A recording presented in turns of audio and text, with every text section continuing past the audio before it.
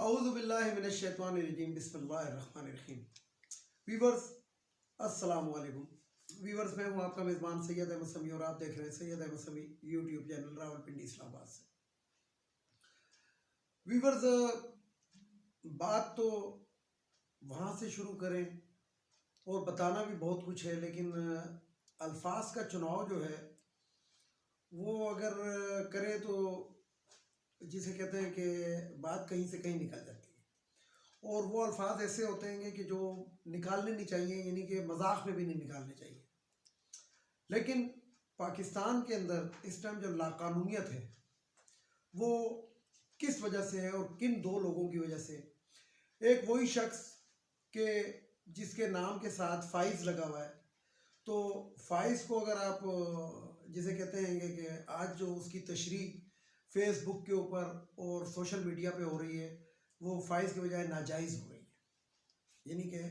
جو supreme court کے اندر جو جج بیٹھا ہوا ہے، جو اس عہدے کے اوپر ناجائز طریقے سے آیا ہوا ہے۔ ناجائز طریقے سے کیسے آئے؟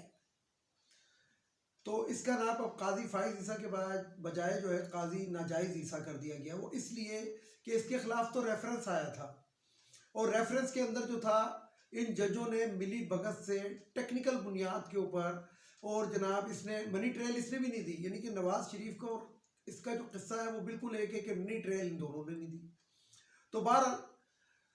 باتیں کرتے ہیں یہ اللہ اور رسول کی اور خلفائے راشدین کی۔ تو صدیق جان کی میں ایک ویڈیو سن رہا تھا کہ صدیق جان صاحب نے کہا کہ خدا کے لیے آپ نے جو کرنا ہے وہ آپ کریں، کیونکہ آپ کو کوئی روک نہیں سکتا، ادارے آپ کے ساتھ ہیں، سب آپ کے ساتھ ہیں، لیکن آپ اللہ اور رسول اور اسلام کا نام بیچ میں مت لایا کریں۔ تو بات یہ ہے کہ ویورز کے بہت لمبا پلان ہے، لندن پلان، اور ان کو پتہ تھا کہ ہم نہیں آ سکتے،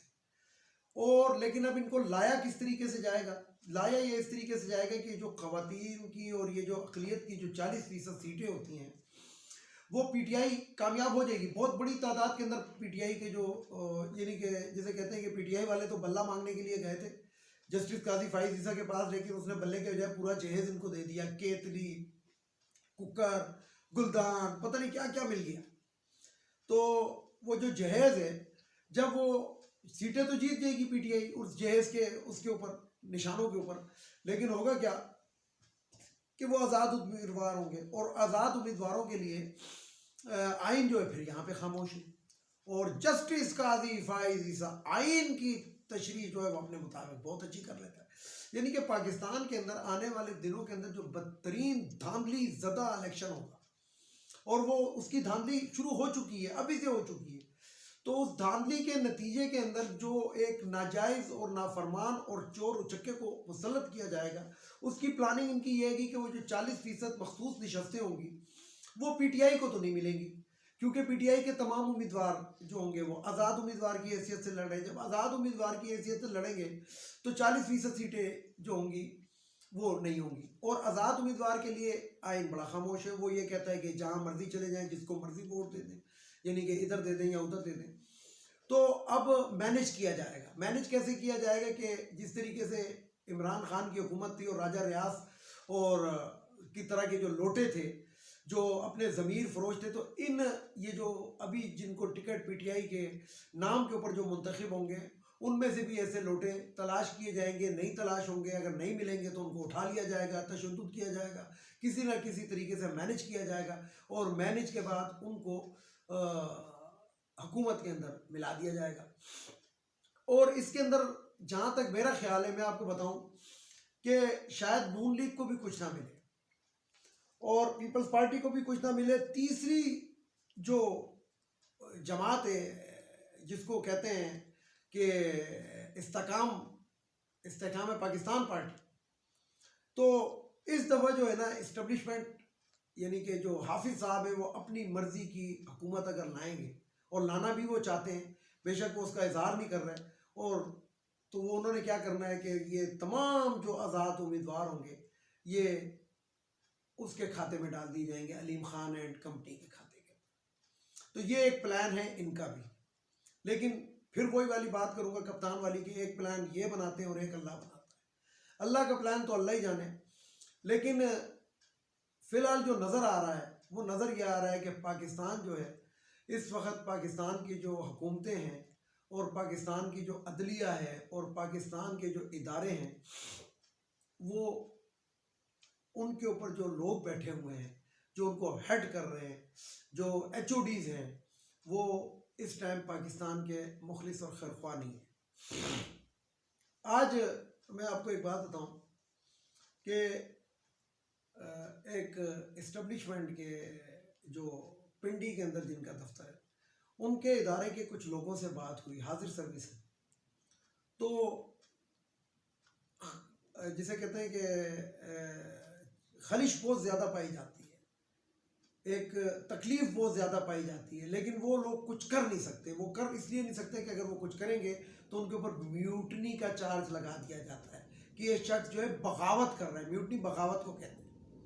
اور پھر ان کی جو زندگیاں ہوتی ہیں وہ اجیرن کر دی جاتی ہیں، وہ نہ کہیں پہ نوکری کر سکتے ہیں اور ان کو وداؤٹ اینی بینیفٹ فارغ کر دیا جاتا ہے، کیونکہ یہ جو ڈسپلن کے نام کے اوپر جو غلامی ہے وہ سب سے زیادہ اسی ادارے کے اندر ہے۔ اور وہ ادارہ جو ہے اپنے لوگوں کو قابو میں رکھنے کے لیے کس طریقے کے قوانین انہوں نے بنائے ہیں کہ ایک چھوٹی سی مثال میں آپ کو دے دیتا ہوں۔ اس کے اندر افسر از آلویز رائٹ if افسر از wrong افسر از رائٹ، یہ ان کے قانون ہے کہ افسر از آلویز رائٹ if افسر از wrong افسر از رائٹ۔ تو اب آپ سوچ لیں کہ قاضی فائز عیسیٰ جیسا شخص جو اسلام کی باتیں کرتا ہے، اسلام 2 لفظوں میں ہے، چور کے ہاتھ کاٹ دو، اور جو فحش ہے گا اس کو سنسار کر دو۔ اب مجھے بتائیں کہ یہ کہتا ہے کہ اللہ کے یہاں پہ مافیا ہیں، یہ ہیں وہ ہیں، تو کہیں پہ سنا ہے کہ چور کو معافی ملی تھی اسلام کے اندر؟ سعودیہ کے اندر جائیں نظر، سعودیہ کے اندر اس طرح کے کوئی کام کر کے دیکھیں کیسے گردن اڑاتے ہیں۔ تو بات یہ ویورز کہ پاکستان اس ٹائم یقین جانے کہ بڑا دل سوچتا ہے اور کڑتا ہے کہ لوگ جو ہیں وہ جو پاکستان سے دور چلے گئے ہیں، یعنی کہ دوسرے ملکوں میں جا کے آباد ہوئے ہیں، اور بعض لوگوں نے اپنے مذاہب بھی چینج کر لیے ہیں۔ میں خود بذات خود کافی لوگوں کو جانتا ہوں، یعنی کہ پچھلے دنوں تقریباً آج سے دو ایک سال پہلے آپ کو یاد ہوگا کہ اسلام آباد کے اندر ایک شخص نے اسرائیلی جھنڈا لہرایا تھا، اور وہ باقاعدہ اسرائیل کے مطلب جھنڈے کے کپڑے پہن کے وہ ادھر بیٹھا تھا۔ پھر لوگوں نے کہا تھا کہ جماعت اسلامی کا منحرف بندہ ہے، لیکن مجھے ایک بات آج سمجھ آ رہی ہے اور میں یہ کہنے پر مجبور ہوں کہ جو لوگ پاکستان سے مائیگریشن کر کے چلے گئے وہ آج جو خوشحال زندگی گزار رہے ہیں وہ اس لیے گزار رہے ہیں کہ وہ بہت پہلے شاید ان لوگوں کو اس چیز کا اندازہ ہو گیا تھا۔ اور اس ٹائم پاکستان کے اوپر جو مسلط کیے جا رہے ہیں، یعنی کہ واقعی غلام بنایا جا رہا ہے پاکستان کی عوام کو، تو یہ ایک سوچے سمجھے منصوبے کے تحت بنایا جا رہا ہے۔ اور سب سے میں امپورٹنٹ بات آپ کو بتاؤں، وہ امپورٹنٹ بات یہ ہے کہ اگر اس نظام سے ٹکرانا ہے تو یہ عوام کو 8 فروری کے دن نکلنا ہوگا، اور نکلنے کے بعد یہ جو 40% نشستوں کے اوپر آنکھیں لگائے ہوئے بیٹھے ہیں ان کو عبرت کا نشان بنانا ہوگا۔ اور اس ٹائم ایک ایسے ایکے کی ضرورت ہے کہ جتنی بھی پارٹیاں ہیں، بھلے وہ نون لیگ ہو، بھلے وہ پیپلز پارٹی ہو، بھلے وہ جماعت اسلامی، کوئی بھی پارٹی ہو، اس دفعہ ان کے امیدوار کو ووٹ ہی نہ ڈالیں، اور پورے کے پورے پاکستان کے اندر عوام ایک ایکا کرے، عوام کے اندر عوام اپنے اندر عوامی انقلاب لے کر آئے، اور تمام سیٹوں کے اوپر یہ جو آزاد امیدوار ہیں ذرا ان کو کامیاب کر دیں، تو پھر ان کا یہ جو ان کا پلان ہے یہ غرق ہو جائے گا اور اللہ کا پلان کامیاب ہو جائے گا۔ تو بہرحال دیکھیں کہ کیا ہوتا ہے، لیکن اپنے میں بتاؤں کہ بھرپور یہ کوشش ہے، اور بھرپور یہ کوشش کرنی بھی چاہیے کہ جو چور اچکے ہیں، چور اچکوں سے میری مراد کیا ہے؟ چور اچکوں سے میری مراد ہے کہ نواز شریف، شہباز شریف، مریم اور جو ان کا خاندان ہے، اسی طرح بلاول بھٹو، آصف علی زرداری اور سندھ کے اوپر جو قابض لوگ ہیں، ان کو کسی طریقے سے اسمبلی میں نہ پہنچنے دیا جائے، اور جہاں جہاں پہ جس علاقے کے اندر جس سیٹ کے اوپر یہ کھڑے ہیں میں وہاں کے عوام سے اپیل کرتا ہوں کہ وہ ان کو بالکل ووٹ نہ دیں،